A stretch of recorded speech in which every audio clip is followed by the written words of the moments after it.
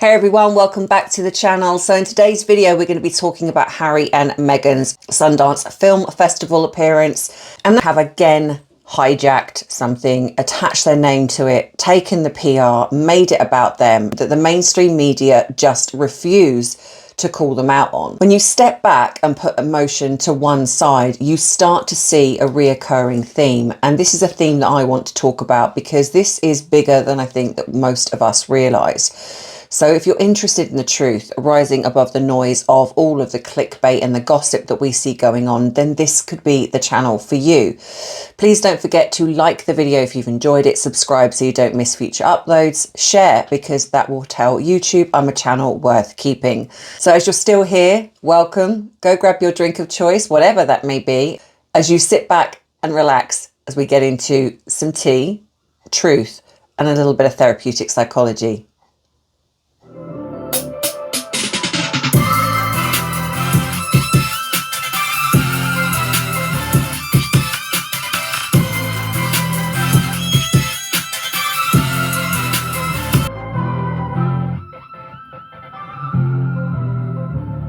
So literally minutes before I come on camera, I had this massive coughing fit and it's not quite gone. You know, you get that tickle in the back of your throat and it's not gone.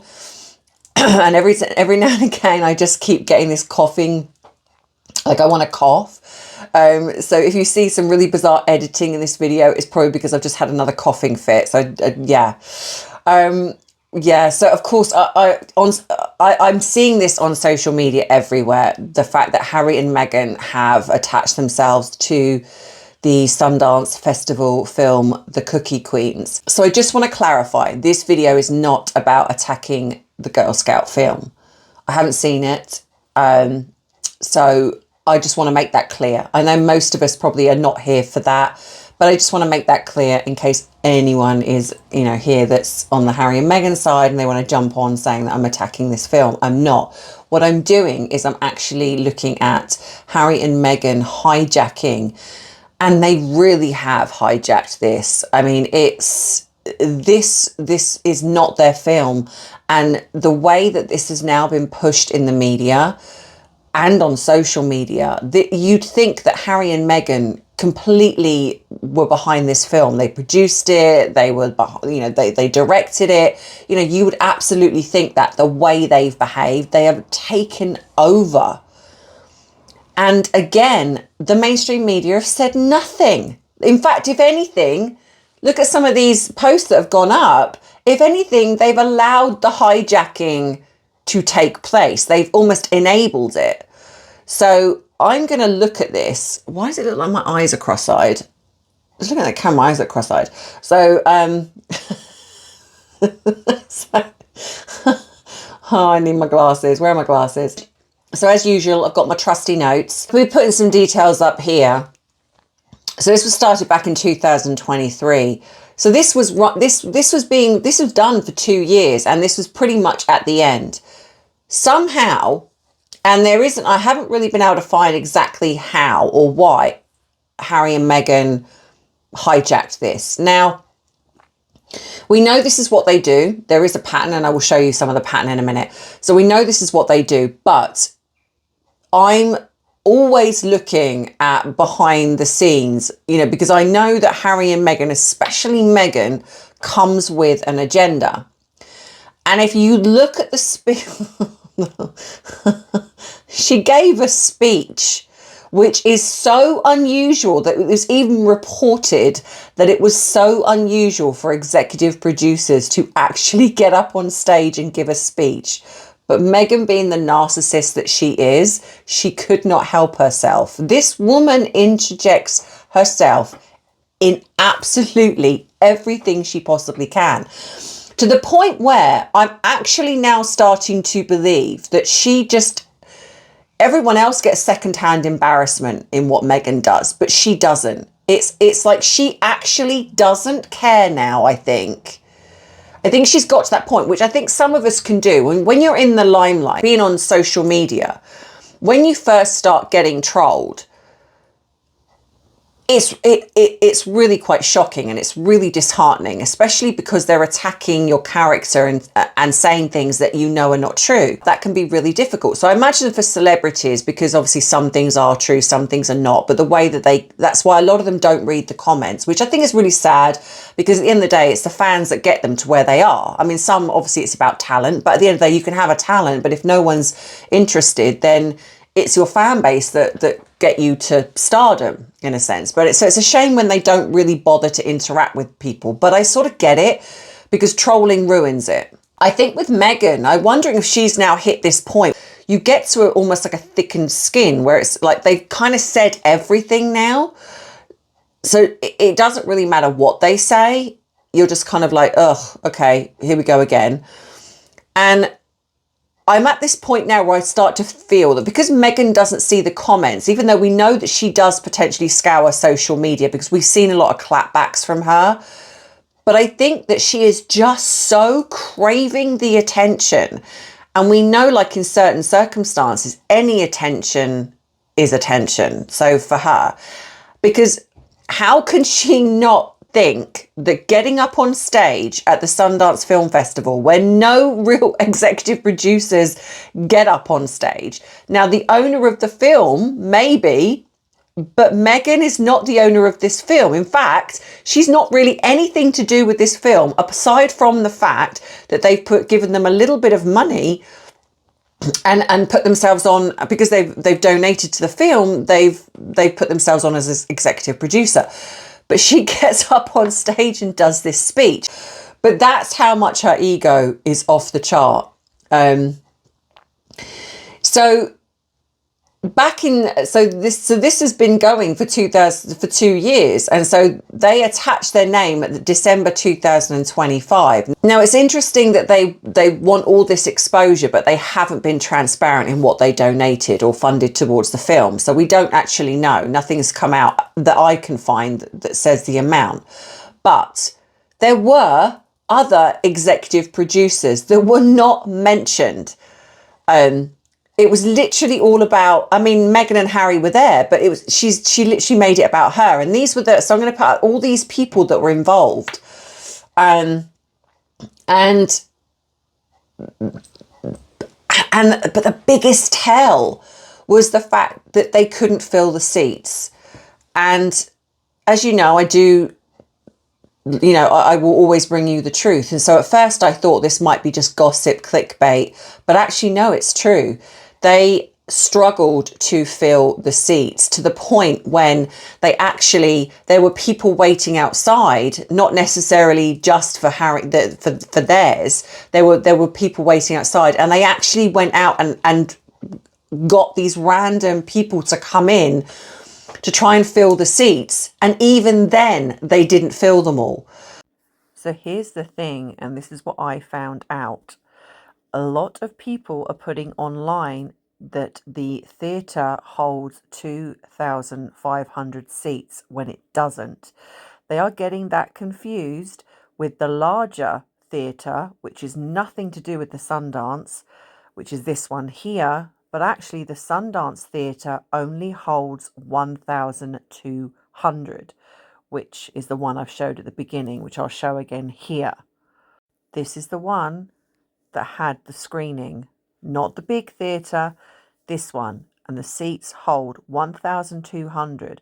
So then you take into account the family and the friends that turned up of all the people involved, and there were still empty seats. That shows you how much Harry and Meghan do not have a real fan base, because they didn't turn up. So that's the proof.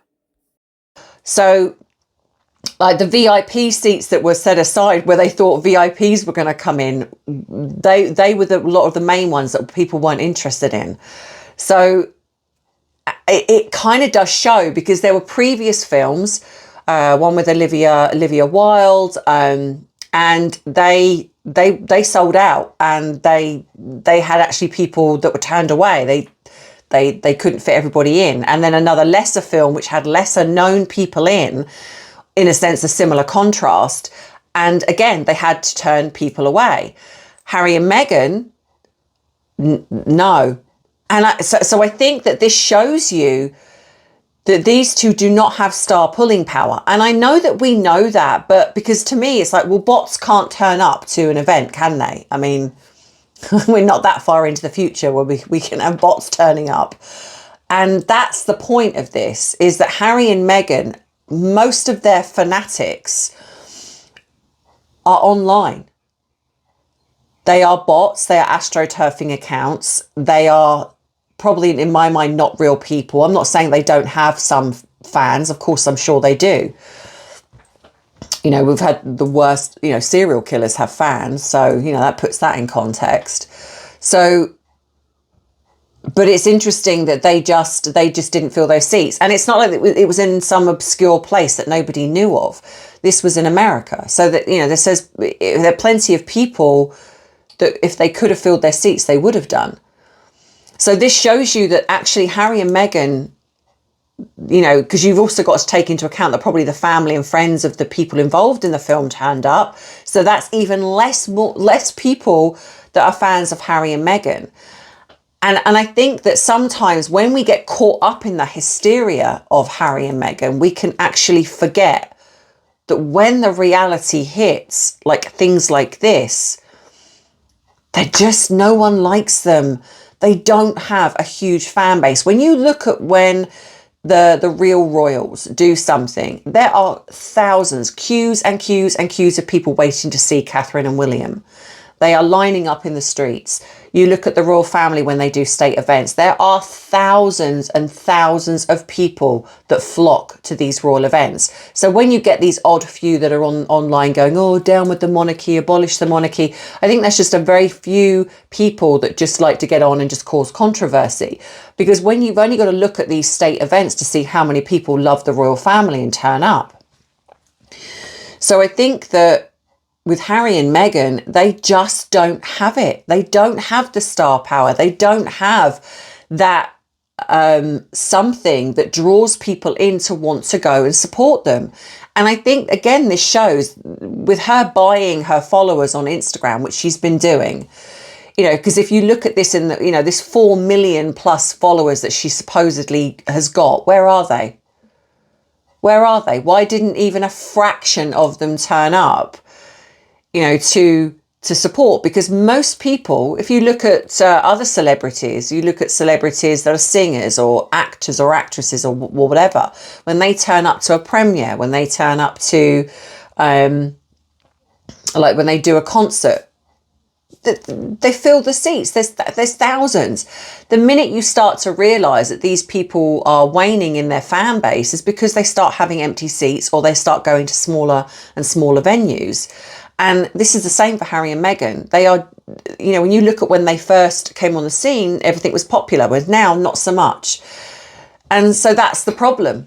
That they just, and it's really sad in my opinion, because again, you know, they're happy to exploit other children. And I do think this is what they're doing. I've said this before. I think they're trying to groom the younger generation. So when you have the fact that they're sort of happy to exploit their own children, happy to exploit other people's children, attach their name to something. And like I say, that they were not involved in any of this apart from just like a small donation, and they, like I say, attached their name. Now, where have they done this before? Well, they've done this on many occasions. And this is exactly why I believe that they've changed the name from foundation to philanthropies, is because this is what they're going to do. They don't want to do any of the work. What they want to do is they want to give a small donation. What they'll do, and this is what I think going forward, they're now going to find small charities that benefit them, or small like this that will benefit them. Because I wonder if she's trying to somehow wrangle her way into getting an Oscar or something, because by her speech, I think she thought she was getting an Oscar. So most of us know that documentaries take years. I mean, this was, like I say, this was started in 2023. So they've done none of the heavy lifting. Everyone else has done all of the work, and this is what they're going to do. They're going to jump on these things and they're going to just take credit for it. They believe that their name attached to something is going to give them PR. They're not going to do any work. All they're going to do is drop a bit of a donation, turn up, hijack it, get their PR to keep them in the media. And these small charities or little companies or whatever it is are going to be so grateful because in all honesty, they do bring that to the forefront. So obviously, probably no one would have known about this film. And I will say that no one would have known about this film. So I want to give some credit to the fact that maybe using Harry and Meghan for some publicity is good on them. Good on them. Now, I know that potentially they may get markled because of it. That's really sad. But for the time being, in that small interim, they're going to have some publicity. So I think that's where I want to hopefully just give something positive to whoever they use, that they can get used back. But this is what, I think this is what Harry and Meghan are going to be doing. They're not going to be doing any of the lifting, any of the hard work.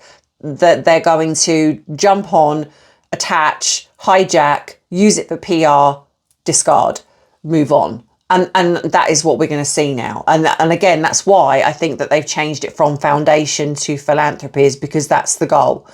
Their donations are dwindling. They've literally dropped. We haven't had the 2025 figures out yet, but from 2023 to 2024, they've dwindled massively.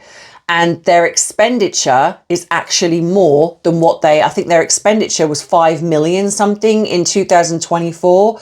And they only had about 2.1 million in donations. And I think one of those was a significant amount, was most of that donation and a few little donations. So they're spending more. So their expenses are more than what they're bringing in. And so I think that's why they've changed it. They're not getting the money. So now they want to keep 100%. They want to dish out the odd 100,000 here and there, and then keep the rest for themselves. And which is why they've cut back in staff. And this is what we're going to see them doing now. They're going to just jump on these. They're going to find these small, like this is films like this, jump on it, use it for PR, and not do any of the work. But the problem with that is there's only so far that's going to take you, because if the donations are dwindling and no one's really interested, then what else is there? As Ever Brown, we know that's not doing very well at all, regardless of the spin that she keeps putting out there. We know that. I think that they've been incredibly damaged in Hollywood, especially after what happened with Kris Jenner. I absolutely think that they've got nothing else. So the only thing they have is the link to the royal family. That's the only thing that they have. There's nothing else.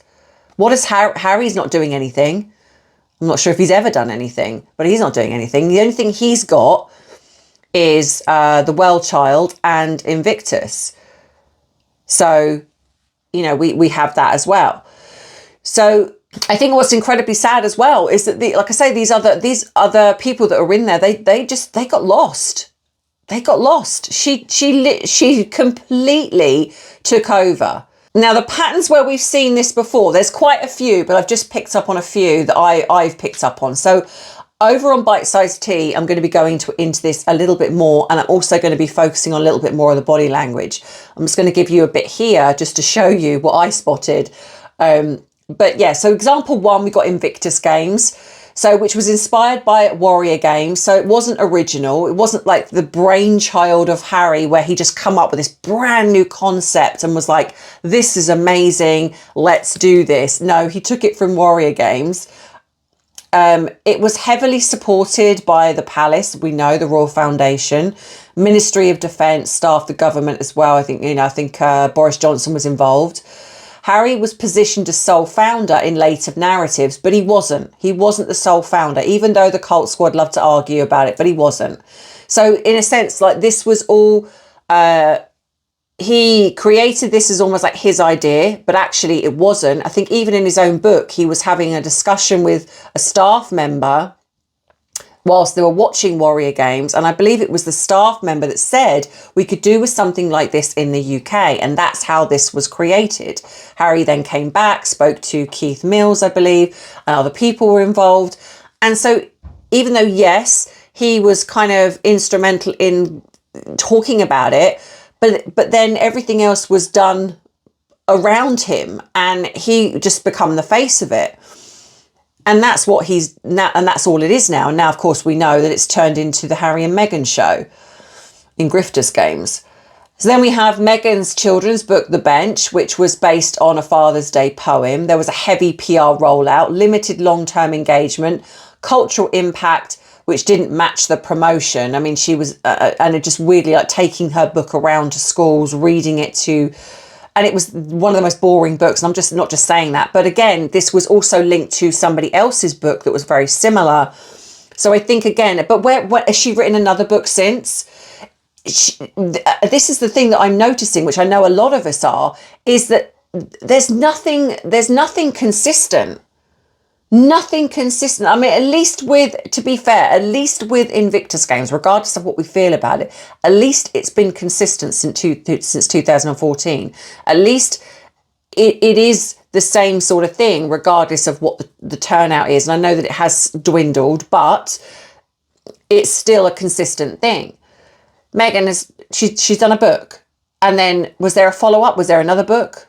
No. It was like, oh, I just want to try that. I'll try that. Do you know, I'm actually surprised she hasn't gone into singing. I'm not going to give her any ideas, because I think that's, you know, being a musician or something, because I feel that's the only thing she hasn't tried. Then we have the Archetype Spotify. Again, podcast is one of those things that you don't really have to try. It was kind of, it's just there, it's done. And I think, again, she took the premise of it from other podcasters that are already doing things like that. But again, what has she done? She made it all about herself, even though that was not how it was pitched. It was pitched initially of her and Harry, and then it turned into her. That didn't go anywhere. So she then went to Lemonada. That, since she's done As Ever, the podcast thing has completely dried up. So she bounces from one thing to another. The mental health initiatives that they keep pushing out there. Again, that wasn't started with them. That started with the royal family, with Heads Together. And they've almost like just carried on this idea. But again, there's no longevity. There's no consistency. They bounced from certain things, but they don't follow it up. And then in other things, they completely miss, like African Parks and Sensibale. The way that they've behaved, they do not match the sort of mission statement that they're trying to put out there. Netflix projects. Again, the only thing that has actually been successful is when they're trashing the royal family. Her As Ever was based, which looks very, very similar to Martha Stewart, Pamela Anderson. And now she's going with this no makeup look, which again, Pamela Anderson. I feel that Meghan, it's almost like she puts into the internet, what is the current theme? What is popular right now? And she probably gets a list of things and then picks one thing and goes, right, okay, well, I'll do my own little thing with that. And then she's obviously got people around her and she's like, this is my idea and this is what I want. You go do all the heavy lifting and all the work, and then I will just turn up and just, you know, do my little bit. And Harry's just there like a seal going, yeah, that's a really great idea. Yes, wife, yeah. And just lets her get on with it. And this is all they do. This is so when you strip it back, nothing is passion. I probably might say, if I was going to give anything just in Grifters, I think that Meghan is ruining it. I do. I think that maybe if it was scaled back and become how it was when Harry first started it with the royal family, even though he's continuing this by himself now, if he just focused back to the veterans, it could be successful. But Meghan is hijacking it and she's ruining it. She's ruined it.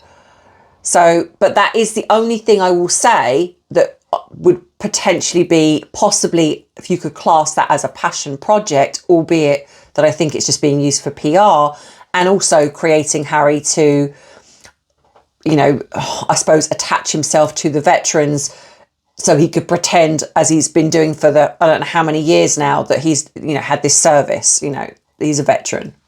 Anyway, so yeah, so nothing's a passion project apart from maybe that one. I think they use it for image repairing through virtual signaling. I think that that's what they, you know, when they want to quickly jump onto something. I mean, we know the backlash they've been, like Harry's performance in court was pathetic. You know, we've got the stuff that's coming out with Meghan's As Ever has not been renewed for a third season, shocker, even though it wasn't a third season. We know it was, you know, part 1, part 2. So let's just say renewed for a second season. And the figures show that it was just terrible. So we've got all of that coming out, and the way that these two are being portrayed in the media with the security case and everything else. It's like, they are just so, no one's interested in them. No one. But in the eyes of the mainstream media, they are fodder. They are clickbait. So there's nothing, so I think that's what they do. They use PR, like, again, and unfortunately and annoyingly, they use children to do it. And I'm seeing this a lot more now. Their desire to be seen is all that matters. It's not about the grind. It's that they don't turn up in the beginning. They didn't find this project and commit from the beginning and really help you know, get it off the ground and you know, right, the grassroots of it all. No, they just pop in at the end. So I think then it begs the question is, you know, if this is all they're going to do, if Harry and Meghan, all they do is appear at the end of something and not the start, then surely at some point people have got to start saying, and when I say people, I think the mainstream media, why? You know, because it is becoming more and more apparent that this is what they're doing. You know, patterns don't lie, but people do. And in my opinion, Harry and Meghan are one of the biggest liars on the planet. You know, Meghan has more stories than a library. It's like every time she gets up, it's literally, when I was 11 years old, every time we see something, she's got a story. Every time they promote something, she's got a story. Like I say, she's got more stories than a library. But let me know what you think in the comments. Do you agree? Do you disagree? Do you feel that they're also, because like I say, one of the biggest things for me is I feel that they are grooming the younger generation, because the one thing I will say is I do feel that the royal family are missing this. At the moment, they are almost coasting on the fact that there is a generation of us that remember the late Queen. So we have that fondness for the royal family. But in my opinion, if they do not find ways to tap into the younger generation, to get the younger generation to understand what the royal family means for this country, what its role is. It's not just cutting ribbons. It's not taking the taxpayers' money, as we keep seeing on social media, especially because social media is so important to the younger generation. That's a lot of them, that's all they've ever known. If the royal family don't find a way to tap into that, then I worry about the future for the royal family. At the moment, I think they are just coasting on the generation like us and people just maybe above and slightly below that have this love for the late Queen and love all the pomp and circumstance. But the problem you have, the more it's circulated around that the royal family don't really do anything and they don't bring anything to the country, and like I say, all they do is just cut a few ribbons. This is what the younger generation are growing up with. And Harry and Meghan know this. And I think that's why they're trying to groom the younger generation to create this almost pseudo royal family in the States, to undermine the British royal family, to make them more important. Now, whether that would work, I don't think so. But if they keep appealing to the younger generation who are growing up and seeing what's going on, and the British royal family are not, I don't know. And I think that's the agenda. I think they're trying to reposition themselves as, like I say, this almost like royal family over. And I know that the Americans don't recognize titles, etc., but I don't think they care about that. I really don't. So I don't know, but there's definitely something at play here. But let me know what you think in the comments. You know, what have you picked up on? Have you seen what's going on? You know, let me know your thoughts. As I've said in the post, if you haven't seen it, I do apologise the fact I've been a bit quieter on here than normal. I am still obviously uploading twice a week, but normally I'm a lot more in the comments, etc. I've not been very well. I've got some health issues, and so it's created me to be, it's like where I almost feel sedated, and it's all I can do to do my job and then try and do these videos. So a lot of the time I'm uploading and I'm just uploading, and then I'm not really going in the comments. I will be better. I've gone to the doctors, I'm having some tests done, etc. But I just want you to know that, because I'm getting quite a few emails from people worrying about me, because they obviously have recognised that I'm not as in the comments as I normally am. So I do apologise. Just to let you know, that's kind of what's going on for me. So if you could please like the video, subscribe to the channel so you do not miss future uploads, and and also Bite-Size Tea. And I haven't forgotten my other channel. As soon as I start to feel better within myself, I will be doing that, so please bear with me. Isn't that always the way? When in the new year I came on, I was so excited. I had this great brainchild and I was like, yeah. And then literally I become unwell. It's like, just, you know, as they say, when you make plans, God laughs. That's so true. But it's when I hopefully feel better, I will be on that. But yeah, so at the moment I'm just going to focus on this one and Bite-Size Tea. So if you could please support, I'd really appreciate it. Follow me on all the other platforms that I'm on. You get extra things over there when I can manage to do it. And yeah, so like, subscribe, hype if you can, if the option's there, because I know it's not always there. All of the things that you normally would do. If you want to treat me to a cup of coffee, you can do. Join up as a member, all of those things. Like I say, it's all in the description box below. But the main thing is, which doesn't cost you anything, is please like and subscribe and hype. So I'll see you in the next video. As always, you know that I love you, I appreciate you, but most of all, I respect you. Take care. Bye-bye. Mwah.